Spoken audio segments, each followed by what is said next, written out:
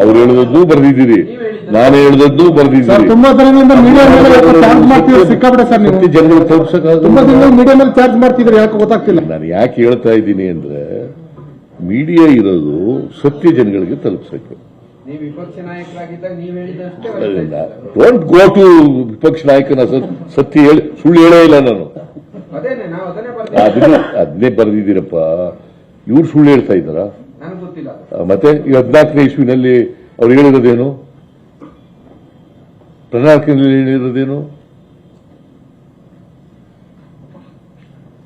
ನಾನು ಯಾಕದು ಹೇಳ್ತಾ ಇದ್ದೀನಿ, ನಿಮ್ಮ ಮೇಲೆ ಆರೋಪ ಮಾಡ್ತಾ ಇಲ್ಲ ನಾನು. But what are the facts? What is the truth?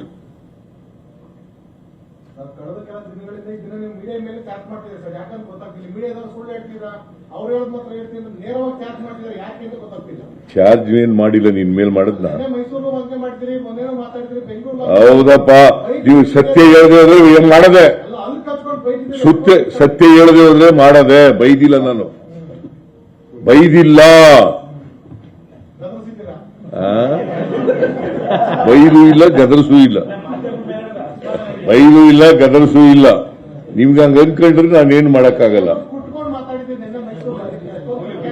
ಹೌದು, ಈಗಲೂ ಹೀಗೆ ಕೊಡ್ತೀನಿ.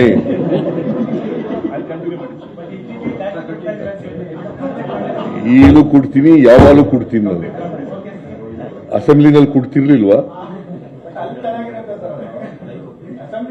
ಚುನಾವಣಾ ಭಾಷಣ ಮಾಡುವಾಗ ಕೊಡ್ತಿರ್ಲಿಲ್ವಾ? ಅಭ್ಯಾಸ ಅದು ಅಷ್ಟೇನೆ. ಗೊತ್ತಾಯ್ತಲ್ಲ? ನಾನು ಯಾಕೆ ಸಿಗ್ನಿಲ್ ವಿನಯ, ನಾನು ಯಾಕೆ ಹೇಳ್ತಾ ಇದ್ದೀನಿ ಅಂದ್ರೆ, ಹೇಗೆ ಬಿಜೆಪಿಯವರು ಇಬ್ಬಗೆಯ ನೀತಿಯನ್ನ ಅನುಸರಿಸ್ತಾರೆ. ಒಂದೇ ಇಶ್ಯೂಸ್ ಮೇಲೆ ಎರಡು ತರ ಮಾತಾಡ್ತಾರೆ. ಅವ್ರ ಪ್ರಣಾಳಿಕೆಯಲ್ಲಿ ಹೇಳಿರ್ತಕ್ಕಂಥದ್ದನ್ನೇ ಬದಲಾವಣೆ ಮಾಡಿ ಬೇರೆ ತರ ಹೇಳೋದು. ಬಸವರಾಜ ಬೊಮ್ಮಾಯಿ ಏನಂತ ಹೇಳಿದ್ದಾರೆ? ಒಂದು ಫಂಕ್ಷನ್ಗೆ ಹೋಗಿ ಬಸವರಾಜ ಬೊಮ್ಮಾಯಿ ಏನಂತ ಹೇಳಿದ್ದಾರೆ ಪ್ರಾಪರ್ಟಿ ಮೇಲೆ? ನಾನು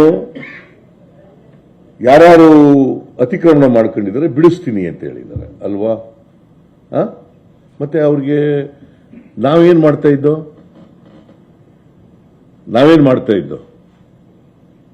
ಅವ್ರ ಪ್ರಾಪರ್ಟಿ ಕಿತ್ಕೊತಾ ಇದ್ವಾ?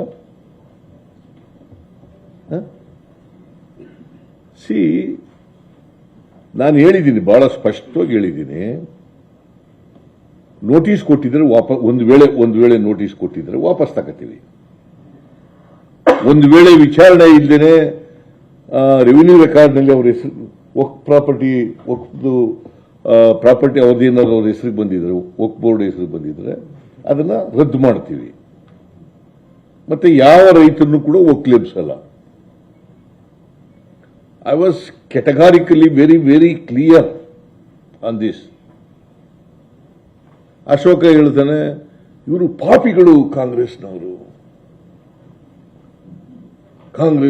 ಪಾಪಿಗಳು. ಈಗ ಯಾರು ಪಾಪಿಗಳು ಅಂತ ಹೇಳ್ತಾರೆ ಜನ? ಇವ್ರನ್ನ ಪಾಪಿಗಳು ಅಂತ ಹೇಳ್ತಾರ ಇಲ್ಲ?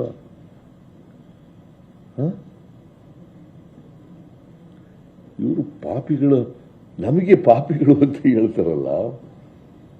ಈಗ ಏನಂತ ಹೇಳಿ ಜನ ಉತ್ತರ ಕೊಟ್ಟವರಲ್ಲ. ಮೂರು ಕಡೆ,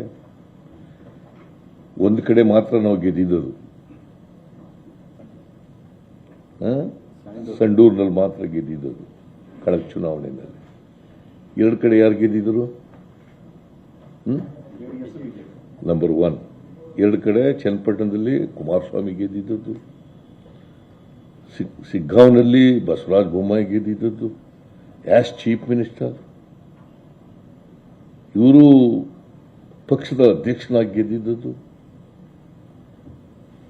ಎರಡೂ ಕಡೆ ನಾವು ಗೆದ್ದಿದ್ದೀವಿ.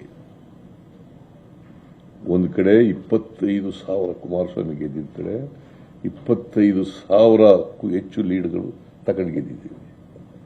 ಇನ್ನೊಂದು ಕಡೆ 13,000 ಚಿಲ್ಡ್ರನ್ನಲ್ಲಿ ಗೆದ್ದಿದ್ದೀವಿ. ಆಮೇಲೆ ಈ ಬೈ ಎಲೆಕ್ಷನ್ ಎರಡೂ ಪಾರ್ಟಿಗಳು ಒಂದಾಗಿದ್ದವು. ಇಬ್ಬರ ಮೇಲೂ ಗೆದ್ದಿದ್ದೀವಿ ನಾವು. See, I am emphasizing this. BJP, JDS ಎರಡರ ಮೇಲೂ ಗೆದ್ದಿದ್ದೀವಿ. ಇಬ್ರು ಒಂದಾಗಿ ನಮ್ಮನ್ನ ಎದುರಿಸಿದ್ರು ಕೂಡ ಸುಳ್ಳುಗಳು ಹೇಳಿ ಅಪಪ್ರಚಾರ ಮಾಡಿದ್ರೂ ಕೂಡ ಗೆದ್ದಿದ್ದೀವಿ. ಇಬ್ರ ಮೇಲೂ ಗೆದ್ದಿದ್ದೀವಿ.